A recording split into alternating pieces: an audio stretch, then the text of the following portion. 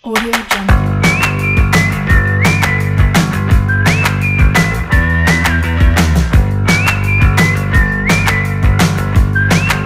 Audio Jungle. Halo, Assalamualaikum warahmatullahi wabarakatuh. Apa kabar anak-anak kelas 3 yang luar biasa hebat? Mudah-mudahan selalu dalam keadaan sehat selalu ya. Nah, kalau kemarin kita sudah belajar tentang pelajaran 6 yaitu ada pergaulan. Nah, hari ini berhubung materinya sedikit, jadi kita belajar dua pelajaran ya. Yang pertama pelajaran 7 kaum duafa, dan yang kedua adalah pelajaran 8 tentang adab dalam perjalanan. Nah, sebelum kita mulai pembelajaran hari ini, kita baca doa dulu ya. Berdoa, mulai. Bismillahirrahmanirrahim. Allahumma inni as'aluka ilman nafi'an wa rizqan thayyiban wa amalan mutakabbalan. Artinya, ya Allah, sesungguhnya aku memohon kepadamu ilmu yang bermanfaat dan rizki yang baik dan amal yang diterima. Nah, baiklah anak-anak, sekarang kita masuk ke pembahasan pertama pelajaran 7 tentang kaum duafa. Masuk ke poin A tentang pengertian kaum duafa. Kaum duafa adalah orang-orang yang dalam kondisi lemah baik secara fisik maupun mental. Misalnya, 1. Cacat badannya, tidak punya kaki, matanya buta, tangannya terpotong. Kemudian yang kedua, jiwanya terganggu. Ketiga, ekonominya lemah. Kemudian tidak punya pekerjaan, dan seterusnya. Nah, sekarang kita masuk ke poin B, adab terhadap orang miskin. Kita tidak boleh 1. Menghinanya, 2. Merendahkannya, ketiga menjauhinya. Nah, kita berusaha untuk 1. Membantu sebisanya. Misalkan kita punya kelebihan makanan, bisa memberinya makanan. Kemudian yang kedua, menghiburnya, buatlah hatinya gembira ya. Kemudian yang ketiga, sering mengunjunginya. Ya, sikap yang demikian akan menambah kebahagiaan mereka, dan ini adalah perbuatan yang amat mulia. Nah, sekarang kita masuk ke poin C, yaitu poin terakhir dalam pelajaran 7 ini, tentang adab terhadap anak yatim piatu. Anak yatim piatu adalah anak yang sudah tidak memiliki orang tua. Kemudian, adab terhadap anak yatim itu seperti apa? 1. Bergaulah dengan mereka secara baik dan benar. Yang kedua, jangan menghardik mereka. Menghardik bisa diartikan memarahi atau mencaci. Kemudian yang ketiga, bantulah mereka. Itulah pembahasan tentang pelajaran 7 yang berjudul kaum duafa.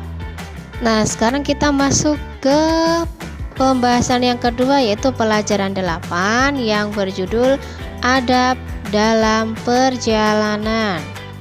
Nah, sekarang kita masuk ke poin pertama ya pada pelajaran 8, yaitu doa ketika meninggalkan rumah.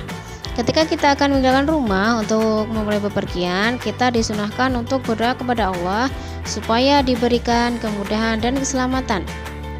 Adapun bunyi doanya, Bismillahirrahmanirrahim, la haula wala quwwata illa billah. Artinya, dengan nama Allah, aku berserah diri kepada Allah. Tiada daya, upaya, serta kekuatan, melainkan dengan pertolongan Allah. Nah, selain berdoa, kita juga jangan lupa berpamitan dengan orang tua ya, dengan bersalaman kepada mereka. Mintalah restu dari orang tua atau dari orang-orang lain, misalnya kakek, nenek, dan lainnya, jika kebetulan orang tuamu tidak ada di rumah. Dan jangan lupa mengucapkan salam. Poin B, sopan dalam perjalanan. Nah, kita tidak boleh berjalan sambil bermain, kemudian berjalan atau bersepeda sambil bergurau. Yang ketiga, bersepeda dengan ngebut, tidak boleh ya. Nah, kita harus memperhatikan rambu-rambu lalu lintas, kemudian menyeberang pada tempat yang sudah disiapkan. Gitu ya. Jadi intinya tidak boleh bercanda ketika di jalan. Nah, masuk ke poin C, yaitu manfaat sopan dalam perjalanan. Manfaatnya apa? 1. Akan kemungkinan kecil terjadinya kecelakaan. Yang kedua, pengguna jalan lain tidak merasa terganggu. Yang ketiga, aman dan nyaman dalam melakukan perjalanan. Gitu ya. Nah, sekarang kita masuk ke poin terakhir dalam pelajaran 8 ya, yaitu poin D, akibat tidak sopan dalam perjalanan. Berarti berlawanan dengan yang poin C tadi ya. Apa akibatnya? Banyak terjadinya kecelakaan, kemudian mengganggu pejalan lain.